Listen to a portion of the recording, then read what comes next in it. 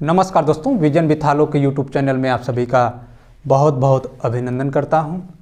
और दोस्तों, आज हम लोग मूल अधिकार या फंडामेंटल राइट के बारे में पढ़ेंगे। वास्तव में देखा जाए तो मूल अधिकार की शुरुआत अमेरिका के देश से होती है। अमेरिका एक ऐसा देश है जो दुनिया में पहली बार लिखित संविधान का निर्माण करता है और अमेरिकी क्रांति का नारा भी था स्वतंत्रता, समानता और सुख। तो दोस्तों, इसी आदर्श नारे को अक्षुण्ण रखने के लिए अमेरिका ने एक ऐसा संविधान बनाया, एक ऐसा लिखित दस्तावेज बनाया जिसमें पहली बार नागरिकों के लिए कुछ अधिकार की बात करता है। और ये अधिकार चूँकि एक मौलिक संविधान में लिखा गया, इसीलिए इसे मौलिक अधिकार का नाम दिया गया। तो दोस्तों, अगर सरल शब्दों में कहें तो मौलिक अधिकार वो अधिकार है जो एक नागरिक के व्यक्तित्व के विकास के लिए बहुत आवश्यक माना जाता है। एक नागरिक के व्यक्तित्व के चहुमुखी विकास में बहुत मददगार होता है। इसके बिना उसका विकास संभव नहीं हो सकता। जैसे किसी नागरिक की जीवन की स्वतंत्रता को छीन लिया जाए, गरिमापूर्ण जीवन जीने के अधिकार को छीन लिया जाए, धार्मिक स्वतंत्रता के अधिकार को और बोलने की आज़ादी अगर छीन लिया जाए तो उसका विकास पूरी तरह से अवरुद्ध हो जाता है। तो दोस्तों, इसीलिए ऐसा माना जाता है कि जो एक सभ्य समाज होता है, एक लोकतांत्रिक देश होता है, वहाँ पर मौलिक अधिकार संविधान में उल्लिखित कर दिए जाते हैं। तो अमेरिका दुनिया का ऐसा पहला देश है जिसने पहली बार लिखित संविधान प्रस्तुत किया और उसी ने मौलिक अधिकार का भी उल्लेख किया। उसी के देखा देखी अन्य देशों ने भी मौलिक अधिकार अपने नागरिकों को देना प्रारंभ किया। तो दोस्तों, हमारा भी जो संविधान बना उसमें मौलिक अधिकार का उल्लेख किया गया था और हमने भी उसी अमेरिकी देश से मूल अधिकार के स्रोत को अपनाया है। तो आइए दोस्तों, देखते हैं कि मूल अधिकार के तत्व क्या हैं। एक एक करके जानने का प्रयास करते हैं। वास्तव में मूल अधिकार का जो स्रोत है वो अमेरिका है। स्रोत कौन सा देश है? अमेरिका है। और इसका उल्लेख भाग 3 में किया गया है, संविधान के भाग 3 में है। और कितने अनुच्छेदों में है दोस्तों? अनुच्छेद 12 से लेके 35 के मध्य इसका उल्लेख किया गया है। अनुच्छेद 12 से लेके 35 के मध्य मूल अधिकार का उल्लेख किया गया है। और मूल अधिकार का लक्ष्य क्या है दोस्तों? इसका लक्ष्य है राजनीतिक लोकतंत्र की स्थापना करना। राजनीतिक लोकतंत्र की स्थापना करना है। और मूल अधिकार किसके विरुद्ध है? राज्य के विरुद्ध है। मूल अधिकार राज्य के विरुद्ध है। और क्या मूल अधिकार न्यायालय द्वारा परिवर्तनीय है? जी हाँ, यह न्यायालय में प्रवर्तनीय है। और दोस्तों, मूल अधिकार की प्रारंभ में जो संख्या थी वह कुल 7 थी, लेकिन संविधान संशोधन के माध्यम से एक मूल अधिकार को बाहर कर दिया गया और वर्तमान में हमें 6 मौलिक अधिकार है। जो संविधान संशोधन द्वारा एक मूल अधिकार को बाहर किया गया उसे दोस्तों संपत्ति का अधिकार कहा जाता है। संपत्ति का अधिकार। और यह किस संशोधन द्वारा बाहर किया गया दोस्तों? 44वें संशोधन द्वारा सन 1978 में इसे मूल अधिकारों की श्रेणी से हटा दिया गया और वर्तमान में कुल 6 मौलिक अधिकार हमें प्राप्त हैं। इसके पहले की संपत्ति के अधिकार का उल्लेख दोस्तों 19 के क 19 के क और 31 में था, लेकिन इसे 44वें संशोधन द्वारा हटा के अब कहाँ रख दिया गया, 300 के क में इसे जगह दे दी गई। तो वर्तमान में 6 मौलिक अधिकार प्राप्त हैं। तो दोस्तों आइए देखते हैं वो 6 मौलिक अधिकार कौन से हैं जिसके बारे में हमें पढ़ना है।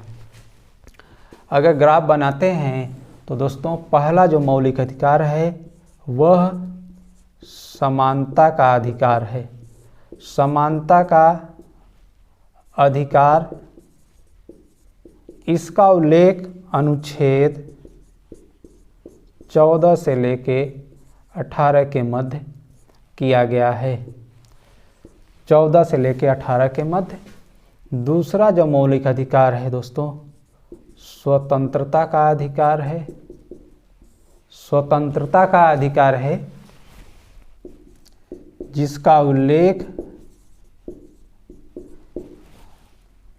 अनुच्छेद 19 से लेके 22 के मध्य किया गया है।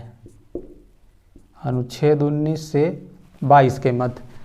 अगला जो मौलिक अधिकार है दोस्तों, शोषण के विरुद्ध, शोषण के विरुद्ध अधिकार है। इसका उल्लेख दोस्तों अनुच्छेद 23 और 24 में किया गया है। नेक्स्ट जो मौलिक अधिकार है दोस्तों, धार्मिक स्वतंत्रता का अधिकार। धार्मिक स्वतंत्रता का अधिकार जिसका उल्लेख अनुच्छेद 25 से 28 के मध्य है। अगला जो मौलिक अधिकार है दोस्तों, 5वां मौलिक अधिकार, संस्कृति व शिक्षा का अधिकार है। शिक्षा का अधिकार, इसका उल्लेख अनुच्छेद 29 एंड 30 में किया गया है। 29 और 30 में संस्कृति व शिक्षा का अधिकार है। और जो 6ठा मौलिक अधिकार है वह संवैधानिक उपचारों का अधिकार है।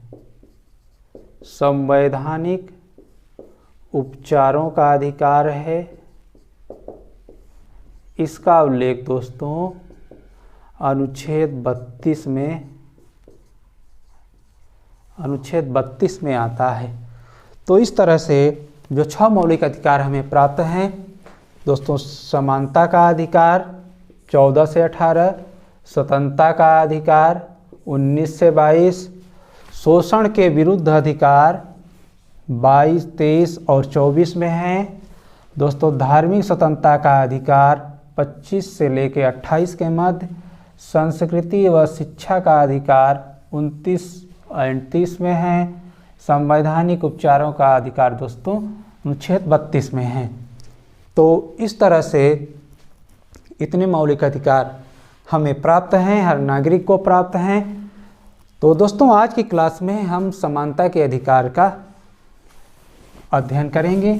तो आइए देखते हैं समानता का अधिकार क्या है, समानता के अधिकार का क्या महत्व है। दोस्तों समानता के अधिकार का जो उल्लेख किया गया है, पहला अधिकार कानूनी समानता का है, अनुच्छेद 14 में उल्लेख आता है।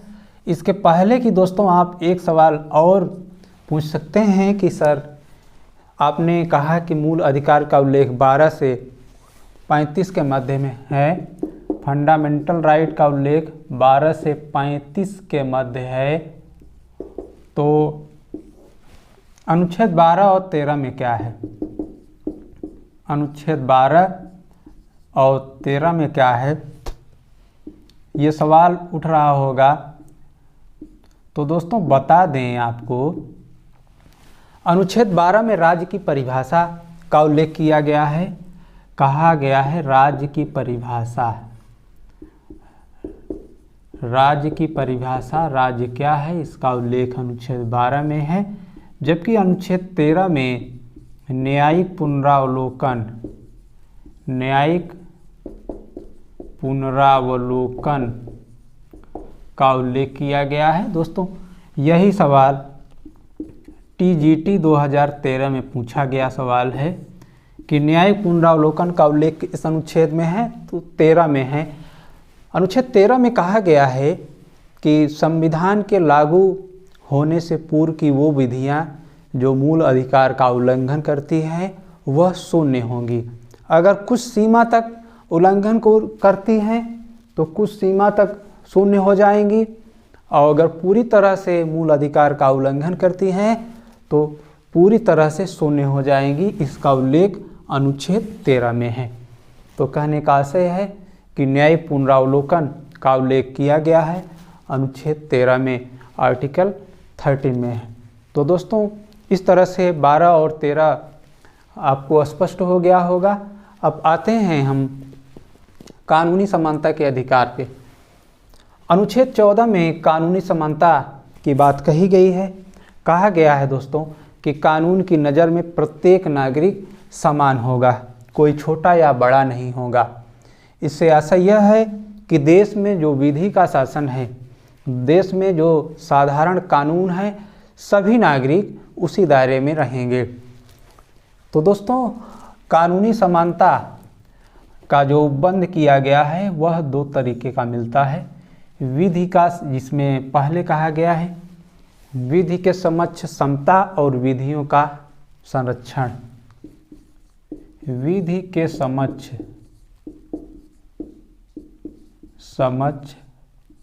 समता और विधियों का समान संरक्षण। विधि के समक्ष समता और विधियों का समान संरक्षण।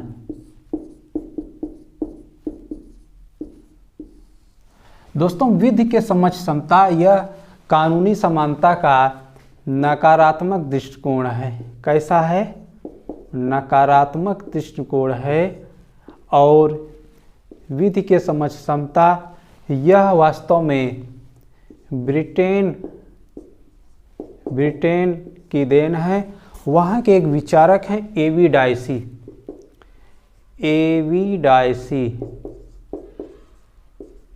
डायसी विधि के शासन के जनक माने जाते हैं।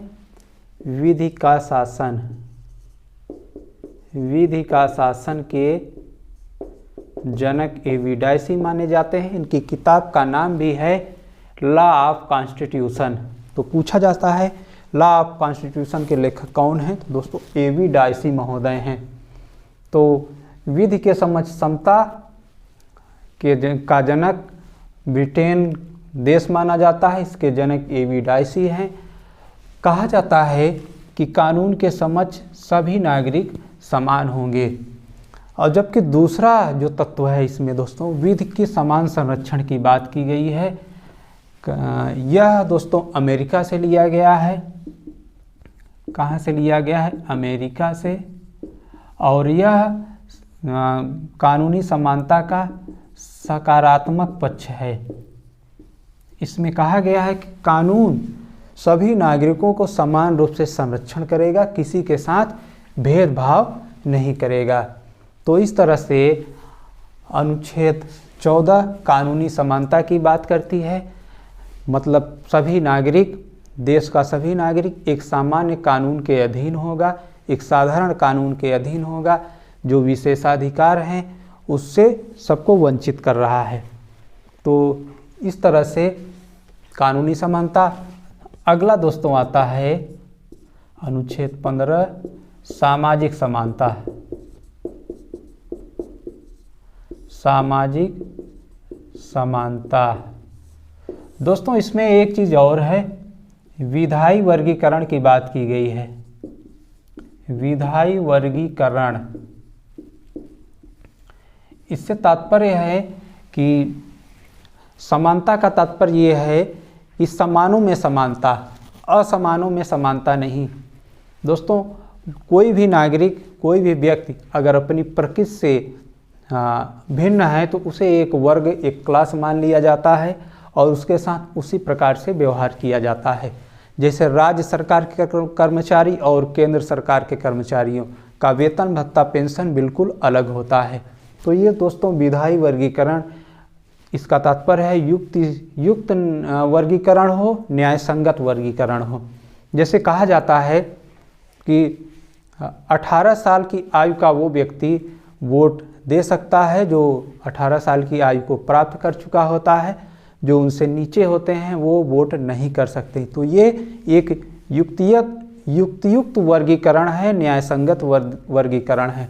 अगर यही कह दिया जाए कि जिनकी हाइट 6 फुट से ज़्यादा है वही वोट कर सकते हैं, मतदान कर सकते हैं, जिनकी हाइट 5-6 फुट से कम है वो वोट नहीं कर सकते हैं। तो दोस्तों यह न्याय संगत वर्गीकरण नहीं होगा, इसलिए अनुच्छेद 14 विधायी वर्गीकरण की बात करता है और यही कानूनी समानता है। दोस्तों अनुच्छेद 15 की बात करें, सामाजिक समानता, तो इसमें कहा गया है कि समाज में कोई भी व्यक्ति धर्म, मूल, वंश, जाति, लिंग के आधार पे एक व्यक्ति दूसरे व्यक्ति के साथ भेदभाव नहीं करेगा और किसी सार्वजनिक स्थानों, कुओं, तालाबों पर किसी व्यक्ति को जाने आने से, उसका प्रयोग करने से मना नहीं किया जा सकेगा। तो इस तरह से सामाजिक समानता की बात कही गई है अनुच्छेद 15 में। इसे अगर देखा जाए तो धर्म, मूल, वंश, जाति, लिंग के आधार पर एक नागरिक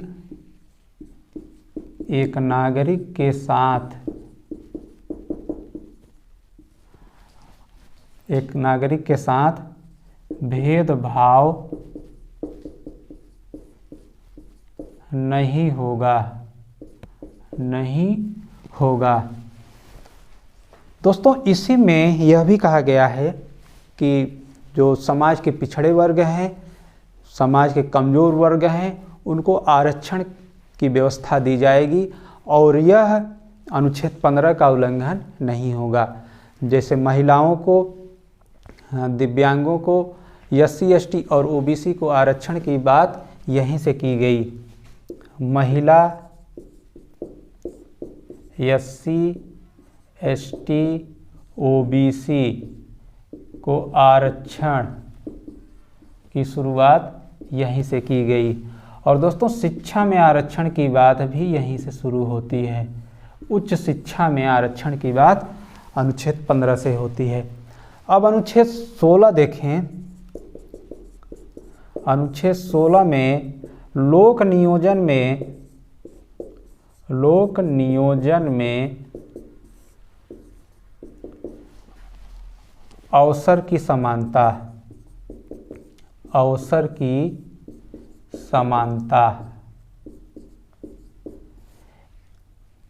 इसमें कहा गया है दोस्तों कि किसी भी नागरिक को धर्म, मूल, वंश, जाति, भाषा, लिंग के आधार पर लोक नियोजन अर्थात सरकारी नौकरियों में नियुक्ति से वंचित नहीं किया जा सकता। तो सरकारी नौकरियों में या लोक नियोजन में अवसर की जो विवेचना की गई है अनुच्छेद 16 में।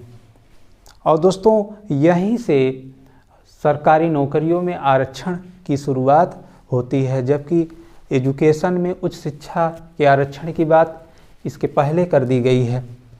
अब बात करें अनुच्छेद 17 और अनुच्छेद 18 की। अनुच्छेद 17 में कहा गया है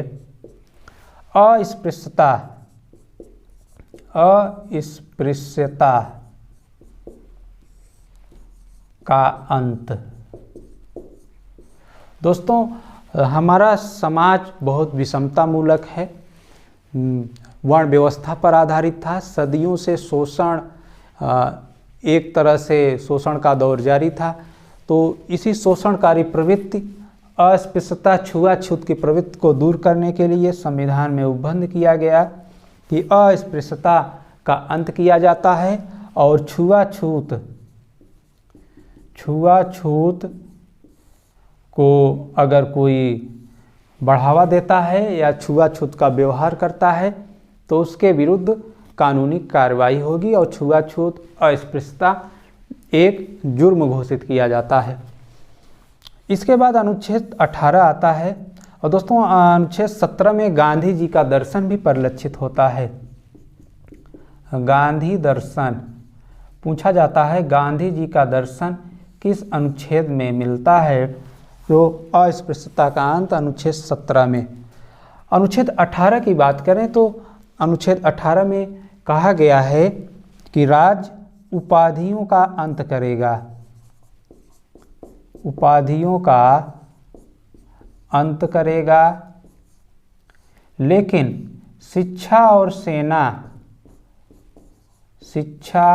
और सेना में दी जाने वाली उपाधियां इस अनुच्छेद का उल्लंघन नहीं माना जाएगा।